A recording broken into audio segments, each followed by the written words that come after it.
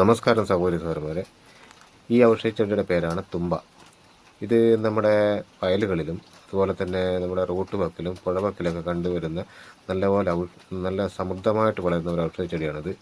ഇത് നമ്മുടെ കണ്ണൂർ ജില്ലയിലെ മുത്തപ്പൻ എന്ന് വിളിക്കുന്ന ഒരു കെട്ടിയാടുന്ന ഒരു ദൈവം ഉണ്ടല്ലോ. ആ ദൈവത്തിൻ്റെ ശിരസിൽ ഒരു ശിരസ് പോലെയുള്ള ഒരു ഇതുണ്ടല്ലോ, അതിൽ കെട്ടിയുണ്ടാക്കാൻ വേണ്ടി ഇതിൻ്റെ ഇല ഉപയോഗിച്ച് വരുന്ന കാണാറുണ്ട്. പിന്നെ അത് നമ്മുടെ ദൈവികമായിട്ടുള്ള കാര്യം.